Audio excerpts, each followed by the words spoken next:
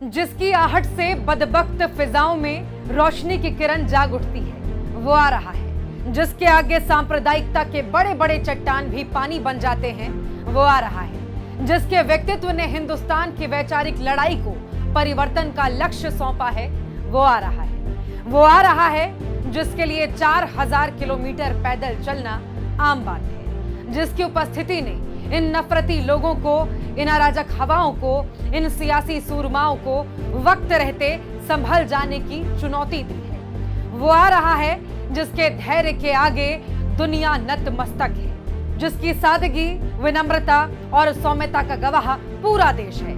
संसद का disqualified MP सत्यमेव जयते के साथ वापस आ रहा है। वो शख्स जिसको मानहानि जैसे मुकदमे में अधिकतम सजा सुना दी गई, 24 घंटे के भीतर सदस्यता रद्द कर दी गई, 4 दिन में बंगला खाली करवा लिया गया। वो दिन याद है जब राहुल ने 12 तुगलक लेन की चाबी वापस सौंप दी थी। उस दिन पूरा देश दुखी हुआ था। पूरे देश ने राहुल के लिए अपने घर के दरवाजे खोल दिए थे। राहुल जब संसद में नहीं थे, देश उनकी गैर मौजूदगी का एहसास करता रहा।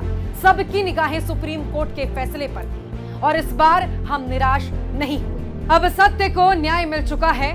हरियाणा के खेतों से मणिपुर के रिलीफ कैंप तक, दिल्ली के करोल बाग के मैकेनिक से लेकर कैम्ब्रिज और हार्वर्ड तक, दिल्ली विश्वविद्यालय के छात्रों से लेकर आजादपुर की मंडी तक, राहुल ने कभी एहसास नहीं होने दिया कि वो डिस्क्वालिफाइड एमपी है। हर नई सुबह अपनी जिम्मेदारी निभाते रहे, अपना काम करते रहे, जनता के बीच जाते रहे। तभी देश की उम्मीदों ने जिस सब्र और संयम के साथ जिस शख्स का इंतजार किया था, अब वो दोबारा उसी तेवर में दहाड़ने के लिए आ रहा है। अब फिर से सवाल पूछे जाएंगे, अब फिर से जनता का प्रतिनिधित्व सुनिश्चित होगा।